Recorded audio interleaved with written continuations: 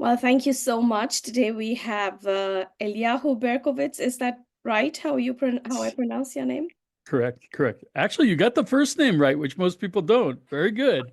Well, It's yeah, it's I have some friends whose sons are also called Eliyahu. oh, So, okay. So you live in northern Israel, which has come under regular rocket fire. Now, could you please just share who you are, what you do, and how life is for you in the okay. northern part of Israel? Okay. Most people know me as Adam Eliyahu Berkowitz. Adam is my English name. Eliyahu is my Hebrew name that I was given at birth, that I actually prefer. It's what I have my friends call me. I live in the Golan. I've been living here for about 12 years, in a lovely small town called Katsrin. I'm about 19 kilometers or less, pardon me, from the border with Syria. Mm. We're actually in the eastern Golan, which is significant because um, it's been incredibly quiet up here. There was a period of time where we were getting almost daily rocket attacks, though I'd say less than 15 rockets fell inside the city. There were, I think, 3 or 4 houses that were actually hit and destroyed. When they built this city, because we're so close to Syria, the first houses, my house as being one of them, were built out of reinforced concrete, like bomb shelters. And there are bomb shelters every 50 meters. So we're very well protected. We know people have, well, there was a couple that was driving in their car early on in the war, like a mile or two from my house, and their car got hit by a Yeah. rocket and they were killed. Mm.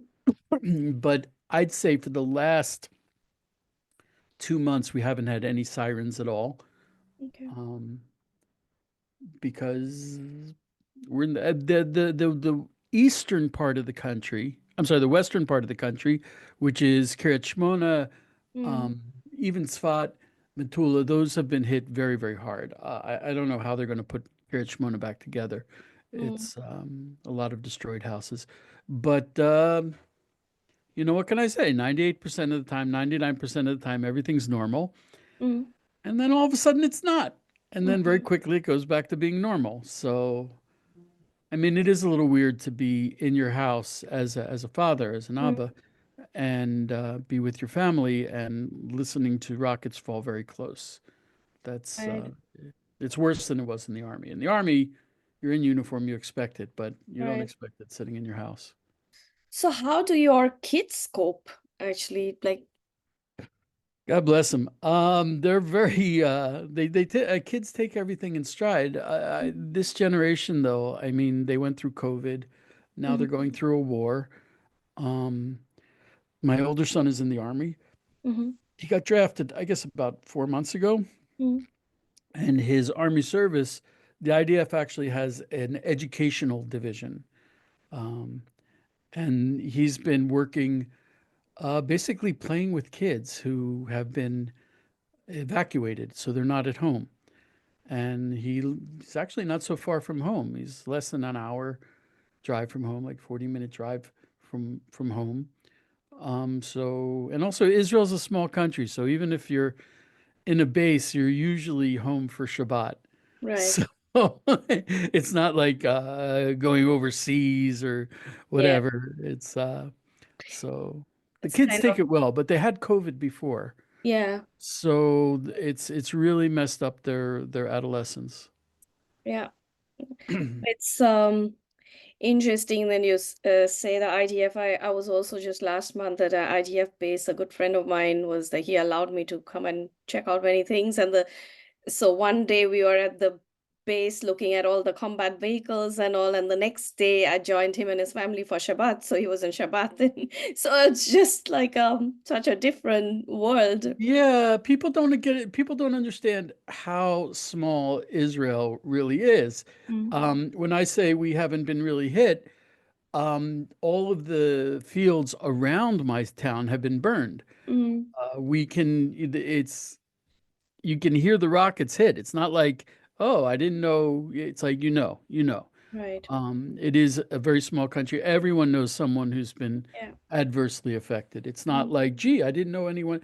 Everyone mm, knows someone who was killed on October 7th, or serving, or a soldier was killed. There have been several soldiers killed from my town, and it's a small town.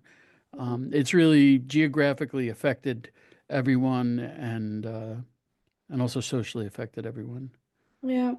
Now, what do you, you're a correspondent for Israel 365 News and you're Hmm. a writer. So, share with us also, as I understand, you're a Torah scholar, Bible teacher.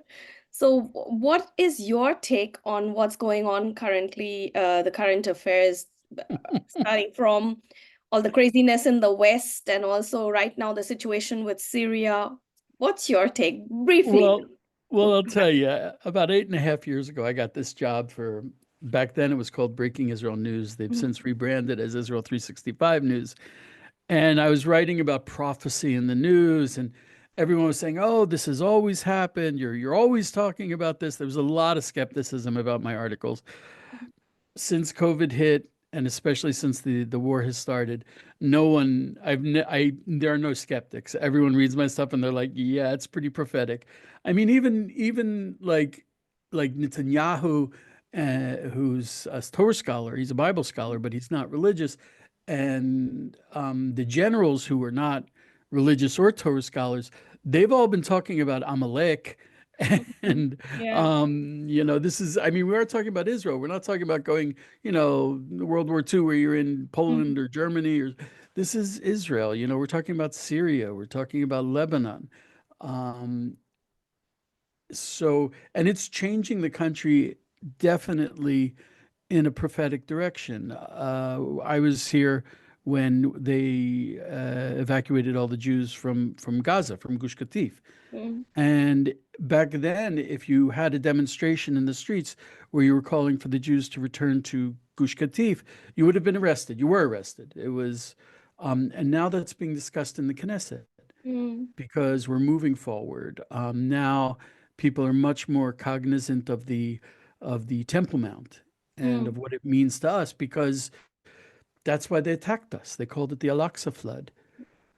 So it's I talked to Dr. Mordechai Kedar, Mhm. who's a very holy religious man, but he's a university professor and he's a colonel in the Air Force. Mhm. So he's not normally he doesn't wax prophetic. And he said everything in the Middle East is about religion. Yeah. So this is all a biblical war. This is very biblical. There are verses you can find about it. The destruction of Damascus. Lebanon is very closely connected to the temple. Mhm. They built Solomon's temple. Mhm. Iran is Persia. Mhm. Cyrus. Iran built the second temple, which I still have high hopes that they'll build the third temple. There's a Christian revival going on Mhm. in Iran, Yeah. and if the Christians take over Iran, they could build the third temple, um, or at least be up So, there with us. I mean, as a Jewish person, like, what's your take on the future of the nations surrounding Israel biblically, and what does it need for the Mashiach to come back? Well, we have a tradition that there's a Mashiach in every generation, Mhm. and whether or not he is revealed depends on our merit. Um, and I'm really, I am so impressed with the nation of Israel. It's not only that I think we're a wonderful nation, that we've done amazing things, and I'm so proud of the younger generation, Mhm. how they've stood up and really just put their lives on the line. Yeah. But the world is being polarized, and this is an end of days process. Mhm. This is what happened in Exodus before leaving Egypt. The question was, are you for Hashem or are you Mhm. against Hashem? Yeah. And it used to be that, there were all different kinds of all shades of gray, and people could be like, well, I'm kind of for Israel, I'm kind of not, like, but now it's like either you love Israel or you hate Mhm. Israel.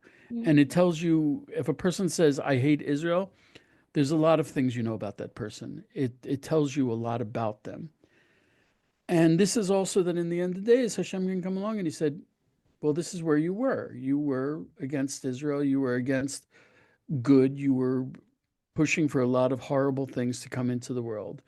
And the person can't say, "Oh no, I didn't. No, I didn't." No, it's all on his social media. You can see exactly where he was holding. A person can't say, "Oh, I was kind of against abortion." No, you weren't. I Mhm. was kind of against. No, you were saying that men were women, women are men. You were saying horrible things. I'm not saying that everyone who says that is horrible, Mhm. but there's a whole system of belief that it's all a big package. And it's very rare that you find someone who's a little bit of this and a little bit of that. I think the Christians refer to as sheeps and goats. There's also a Jewish tradition in the Mishnah that in the end of days, there'll be a selection process. Mhm. And I think this is what we're seeing right now. Right. And it's not, things could flip over really quickly. Like I said, Iran could be incredibly pro-Israel next week. You Mhm. know, we used now you're seeing people who aren't even involved, like Ireland is coming out hard against Israel. Why? Yeah. Um, Or Spain or right, Norway. Yeah. right. Now you have countries in South America that, they're like incredibly pro-Israel. Where did that come from? Mhm. Yeah. That we're even finding in America, as an American, I'm very sensitive to this, that there are, the evangelicals they used to be the worst anti-Semites, and now they're our best allies, though there are some that are out of their Christian faith becoming incredibly anti-Israel. So it really is a clarification process where every person has to stand up and be counted where he stands. Right, that's an interesting thing that you mentioned about the Christian world. I mean, I feel like since 7th of October, especially the Christian church has been so divided. It's almost like for Right. me, it's like you're either pro-Israel or you're not. And that divide has become really clear. And what we are really seeing is also a number of Iranian Christians who are literally going straight from Oh yeah. Islam to converting to Christianity and jumping straight to being pro-Israel and leaving all this replacement theology nonsense away. So there's no time for that. And that also says to me, okay, God is clearly doing something here. Well, that's another thing. You mentioned replacement theology. That's a huge thing. Yeah. Replacement theology, people, most people don't even know what it is. It's also called supersessionism. And even if they know what it is, they don't know what it is. The church has been based on replacement theology for 2,000 years. Mm-hmm. And to be really honest, the first time it was explained to me by a Christian, it sounded perfectly reasonable. The Jews had a mission from God. We dropped the ball, so someone's got to do it. Get rid of idolatry and bring God's light into the world. So we'll take over. Um, and it sounds reasonable. And it was the basis of the church. The Vatican was specifically built as a replacement for the Jewish temple in Jerusalem. But the creation of the state of Israel did a couple of things. One of the things is it shows the sheer awesomeness of how Hashem keeps his promises, the sheer awesomeness of prophecy. Mm-hmm. Prophecy in the news is very interesting because you know what's going to happen, but you don't know how it's going to happen, when it's going to happen, and you might not even recognize it when it does happen. Mm-hmm. So the prophecies say that the Jews will be brought back to Israel, which is insane. It's a crazy thing to say, and no one would have ever believed it 100 years ago. And now we're looking right at it. And a lot of Christians who come to Israel, if you come to Israel and you see all the Christian tourist sites, you didn't see it. But if you come to Israel and you look around at what's really happening, you're going to see something really amazing. You're going to see prophecy in action. And that's what we're looking at. Right. So but replacement theology is more than that. It used to be just we've replaced the Jews, Mm, but it goes much deeper. The church built in a lot of things to keep Jews and Christians separated, mm-hmm, and that's replacement theology. Christians cannot trust Jews. They don't want to learn from us. mm, Um, you can't trust rabbis. You can't trust the Talmud. You can't trust the Zohar. The Jews think they know how to do how to interpret the Bible, but they're adding all these rabbinic stuff on, mm-hmm. so they're not really keeping the Bible. They're not really keeping the commandments, and that's all a lie. And it damages Christians. Yeah, but it's not just a lie, of course, but it's also, I see it as arrogance as well, right? It's like kind of, we know it better and we have taken over now. We are the more spiritual people. And so where does this thing even come from? And I think a part of it is probably because the state of Israel did not exist, like modern state of Israel as it is now, before 1948, and the church took it like, okay, it must be all like a parable, Right, right, church is the spiritual exactly. Israel. But the Bible keeps talking about Hashem bringing back his people back to the land, and the desert is blooming. I mean, I've literally, and that's why when I take groups from Germany to Israel, I say, no, Right. connect with the Jewish people, see how there are these massive grapes and apricots and pomegranates. And I was just going along the Jordan Valley just last month, and I And was, that's written in the prophets. That's written in the yeah, prophets. it's like there's desert kind of, and then there are date plantations. And I'm like, wow, this is like, I wrote a story once that went very viral. mhm, And forgive me, I'm not very good at quoting chapter and verse. But it was a story about how along the shoreline of the Dead Sea, there are sinkholes that are filling up with brackish water, not salty, but not sweet water, and they're filling up with fish. mhm, And that's the prophecy that in the end of days, the Dead Sea will come back to life. mm, And I wrote about it. It went insanely viral because it's prophecy right in front of your eyes. And I remember driving down along the Dead Sea once with a lovely Christian man, and I'm saying, "Look, this is where the prophecy is happening." I was like, "No, no, no, no. The fish is actually an allegory for bringing in more Christians." And I'm like, "You see, the Bible is happening right in front of your eyes, and you can't yeah, even see it." yeah, It was such a pity. And that's, everywhere you go here, you turn around and the Bible's happening in front of your eyes. yeah, yeah. But I want to just go back to something that you mentioned, is that you often have Christians saying, okay, we don't need to learn this from the Jews because they've added a lot of like rabbinical interpretation and all of that. And then, okay, we know it better, that kind of attitude. Now, how would you respond to that? Like, especially, okay, let's say a lot of what the religious Jews follow is, let's say, the Talmudic interpretation, whereas the Christians are looking at the Tanakh pure, as in what Are is pure? they? Only Are the they? Tanakh. So the Torah and the prophets and the writings, but they're not looking at the Talmud, where there's a lot of wisdom. And then they take it, okay, we don't need to read the Talmud because it's none of our business, really. How do you respond to such? I mean, I'm sure you met many Christians who talk like Yeah. it. Okay. So. When we were given the Torah at Sinai, Mm, there's an expression that the Jews said, which is, and we, okay, Na'aseh v'nishma. We will do it and then we'll understand or learn it. mm, And the reason we say that is because everything is so complicated that if you said, I'll only do what I understand or mm, what I learn from inside the verse, you'd never get around to it. mm, And also there's an amount of there's a depth of learning that comes from the actual doing. So once you jump into it and do it, you're like, oh, now I understand. Um, and there's a big misconception about what the Talmud is. mhm, The Talmud is mostly a commentary on the Bible. Right. It doesn't do, you'll have a verse and then they'll talk about it. And Mm. so it's not, the church lied to people about what the Talmud is about. It really did.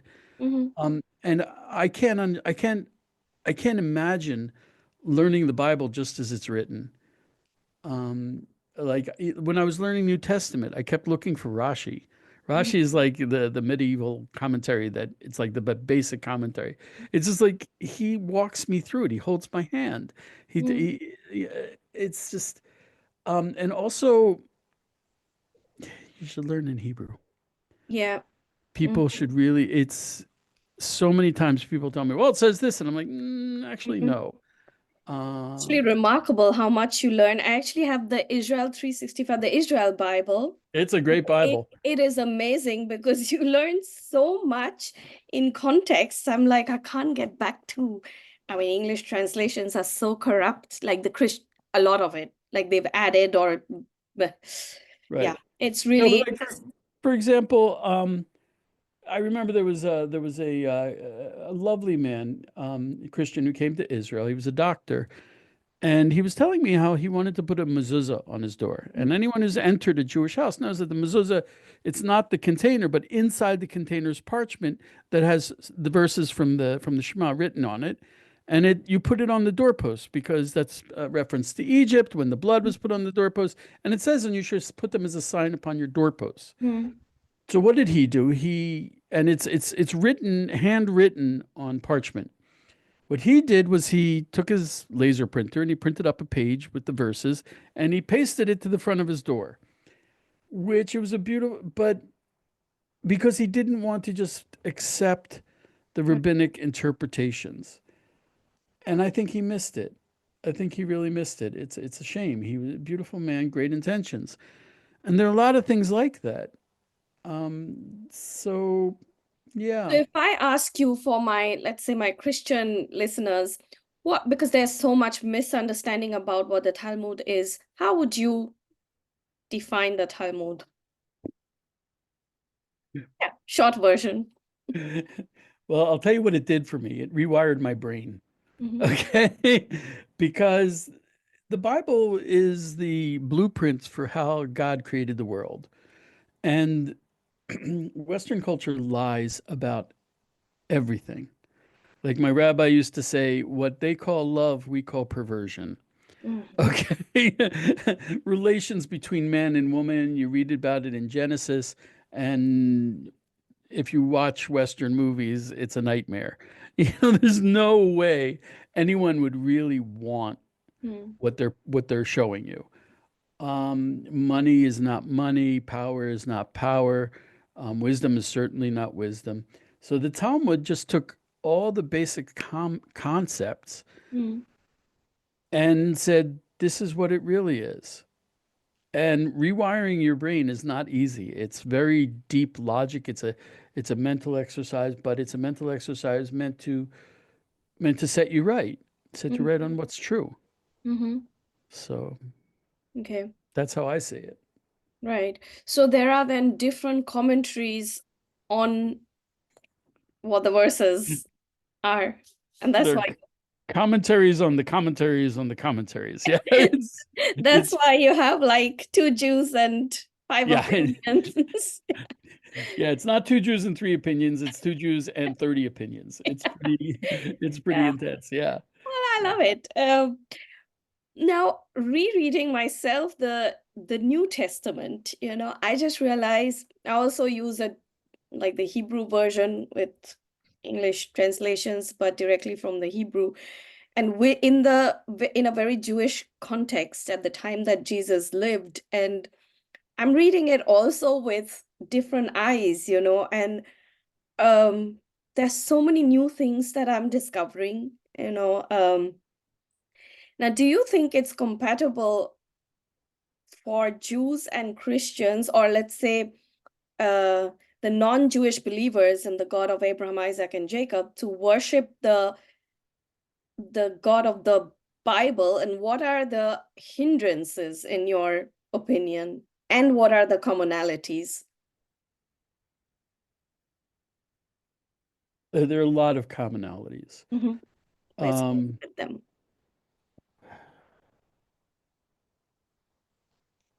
I think the hindrances um, is if you say my team is right, my side is right, Right. nothing is going to happen.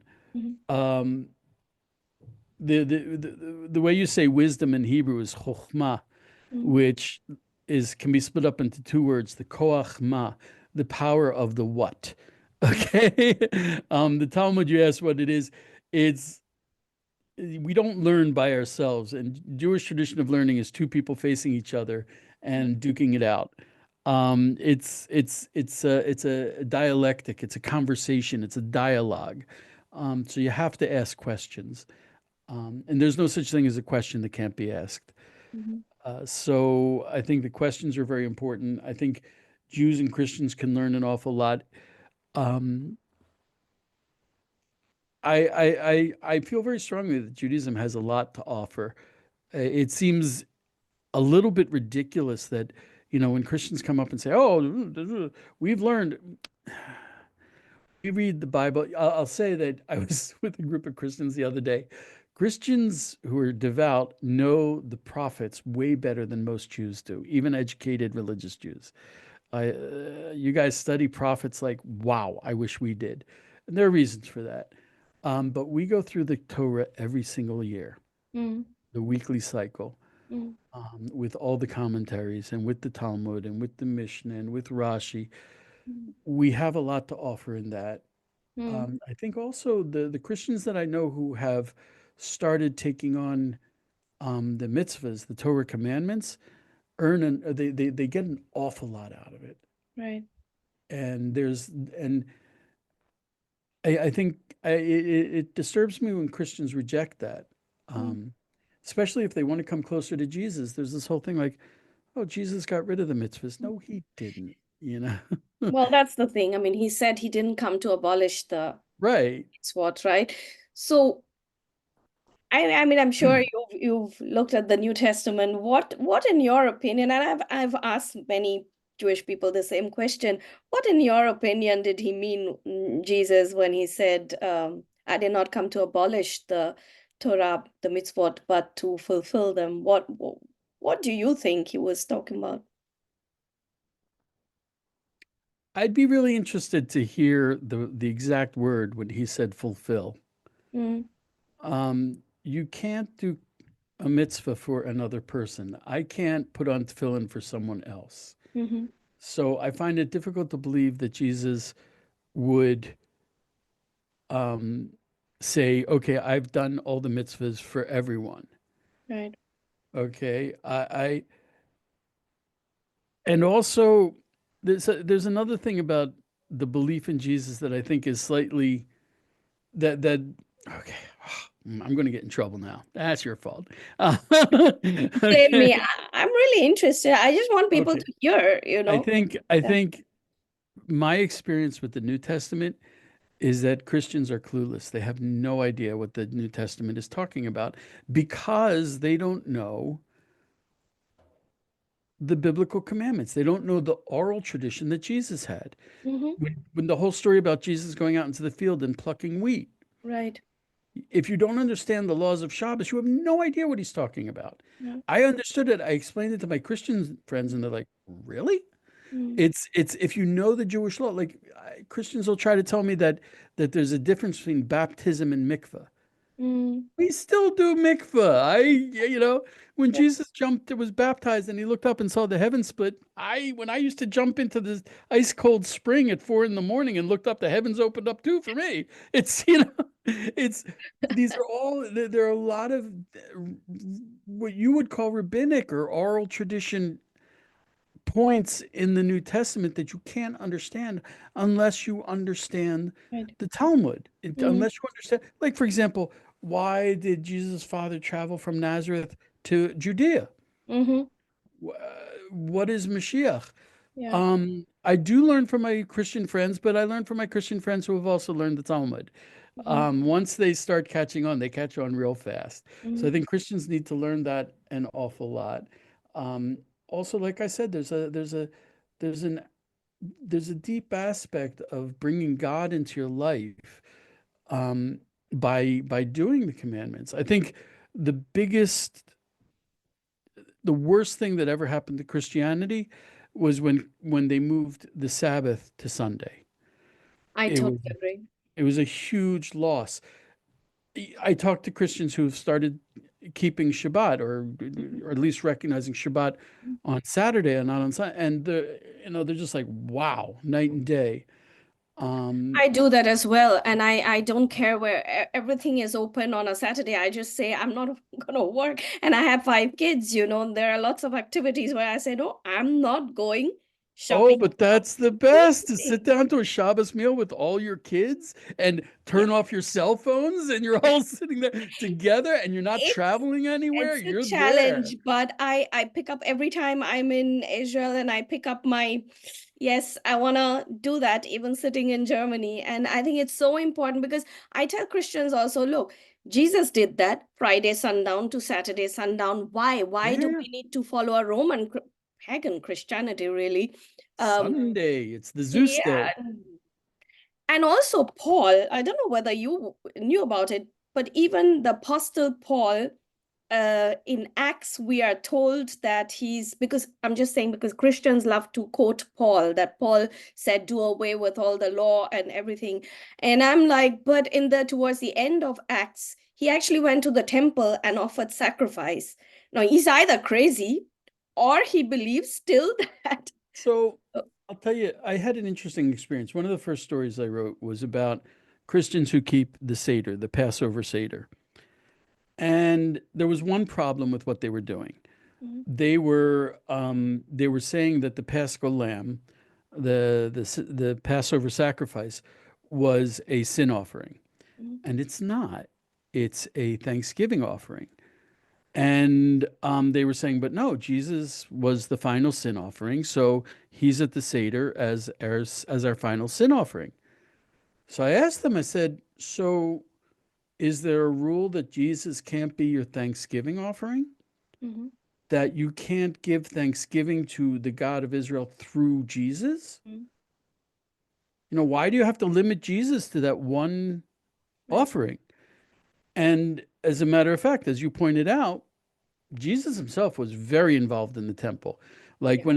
whenever he cured someone of leprosy, he said, "Okay, now go to the Cohen, go to Yeah. the priest." And why did he cure them of leprosy? So that they could go back to the temple and do Mm. the temple service.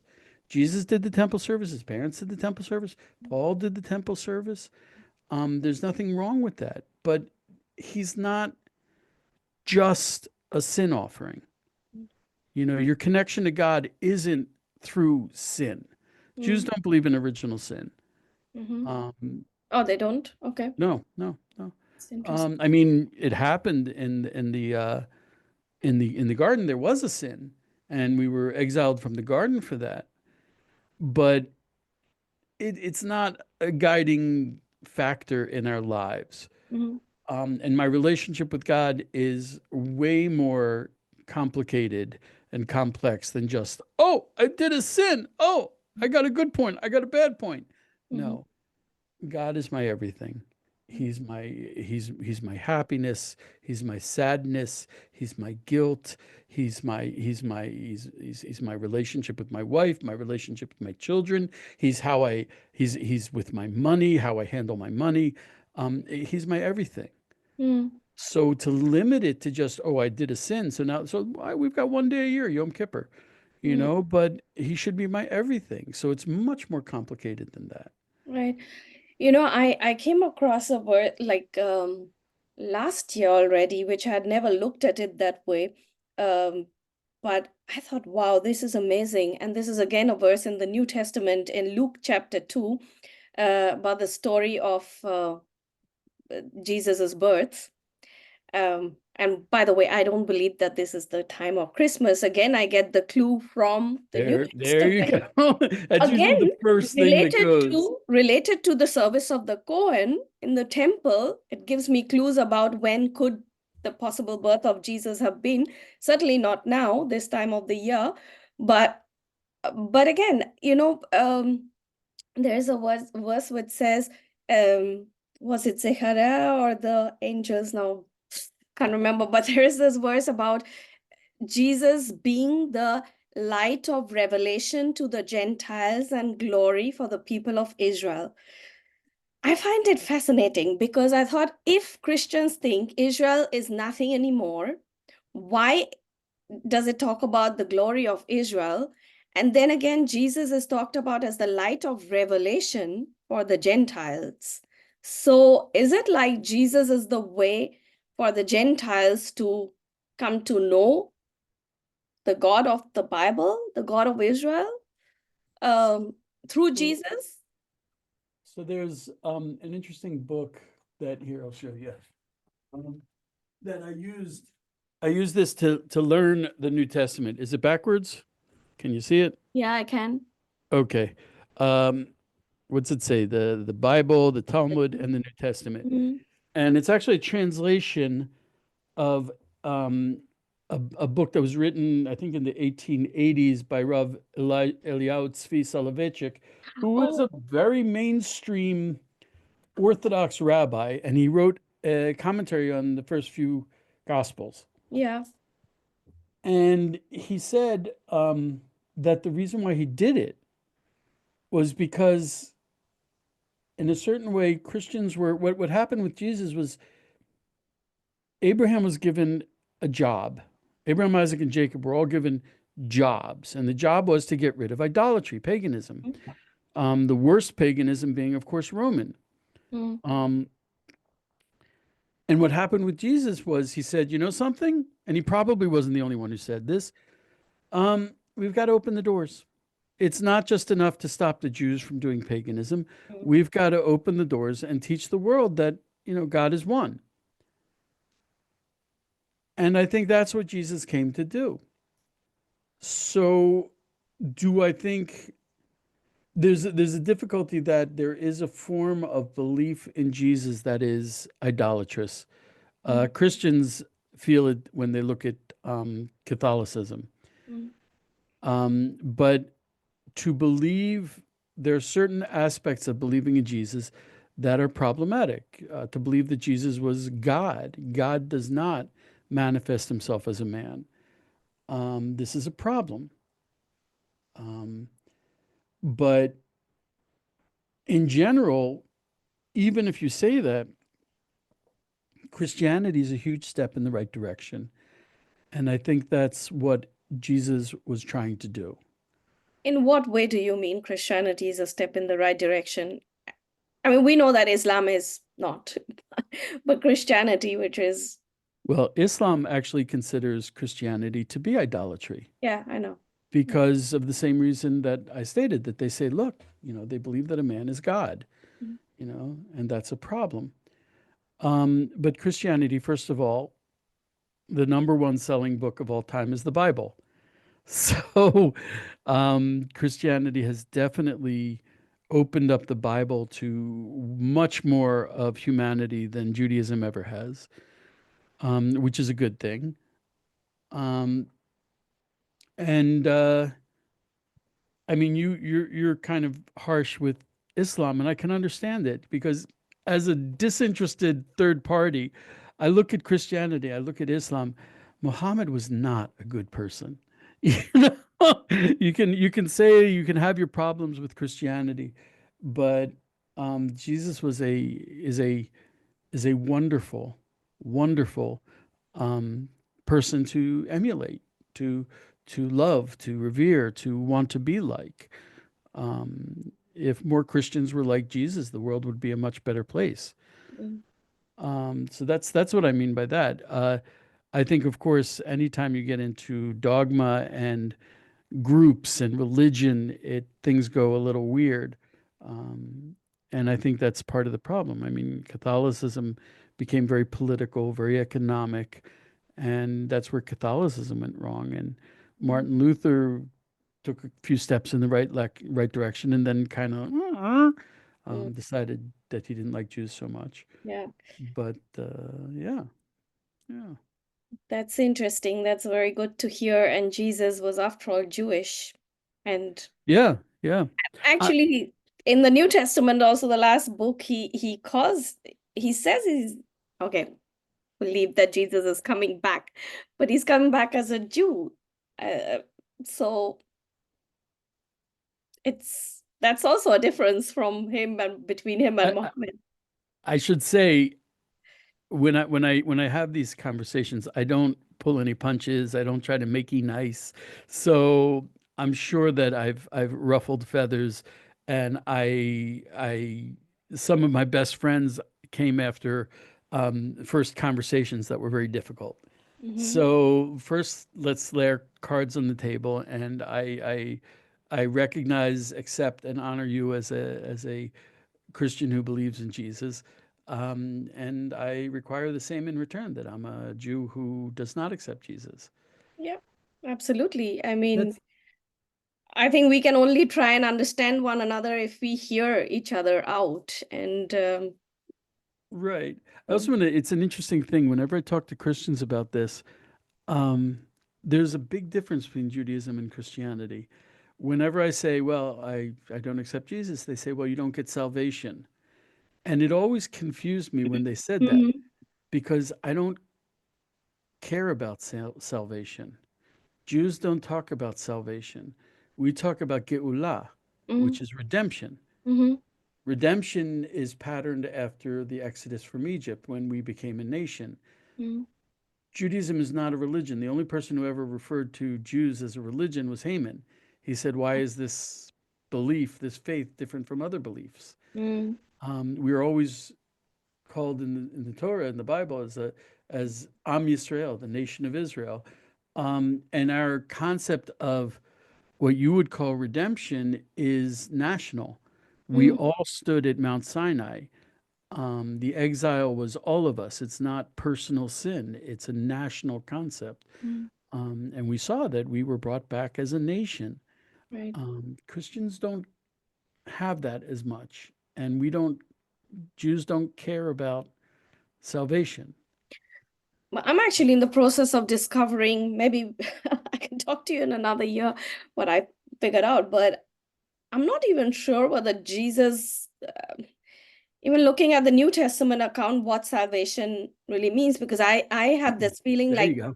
Christians over spiritualize everything. It's all about, okay, we've sinned, so we need to be saved, and the person who doesn't accept Jesus goes straight into hell and all of that. So I'm like, okay, so what about all my Jewish friends? Oh, yeah, yeah, if they don't accept Jesus.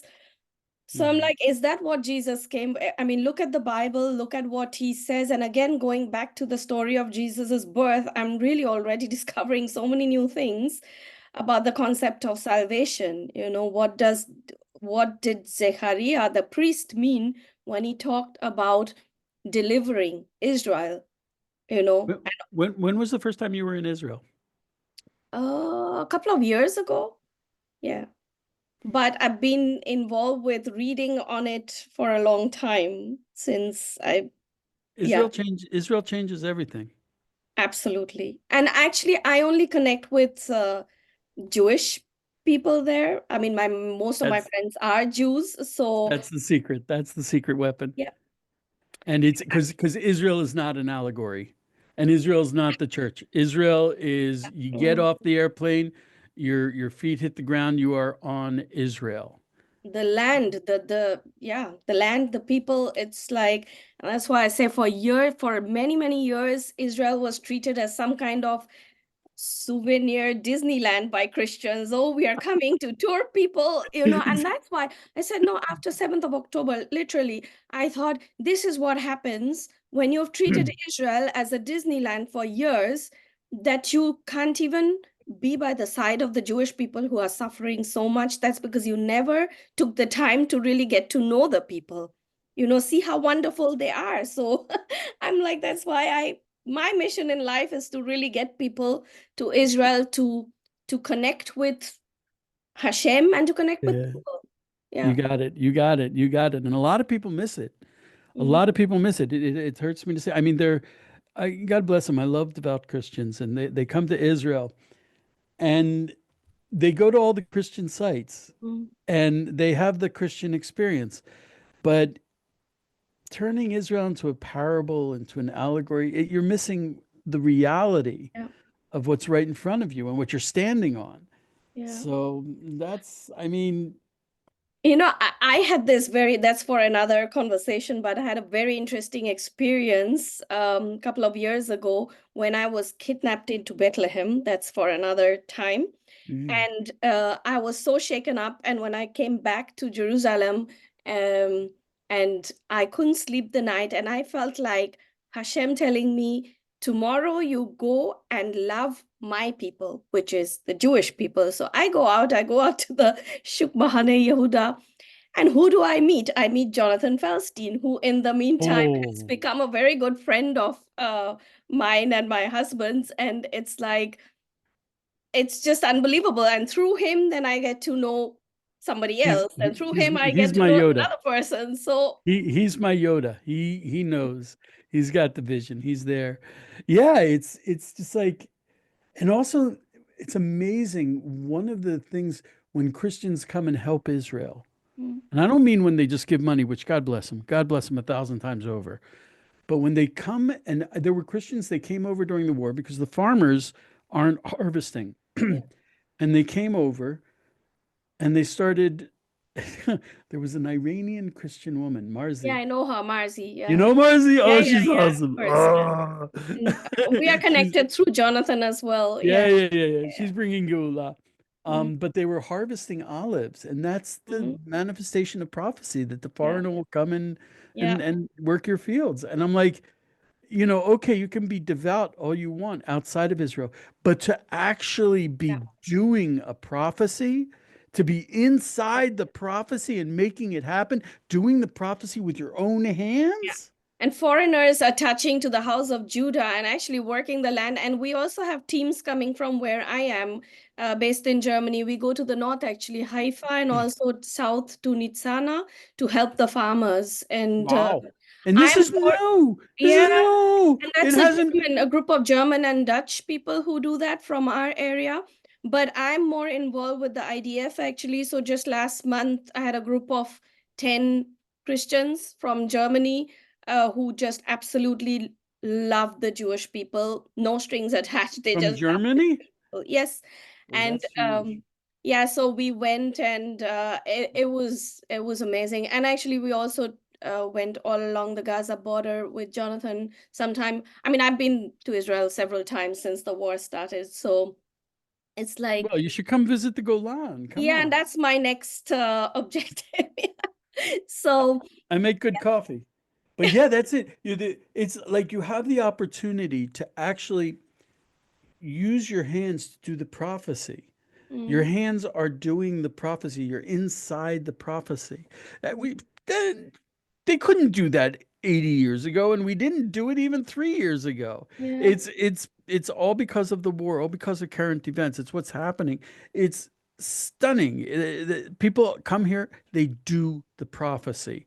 Yeah. That's And that's a great way for Christians to really also bring about the redemption and for Christians to connect with Israel and yeah, to also help in the Aliyah, helping yeah. with the fulfillment of the prophecies. So yeah. There's a I remember that there's a Rav, the Ish Kodesh. She said, what other people call nationalism for us is serving God.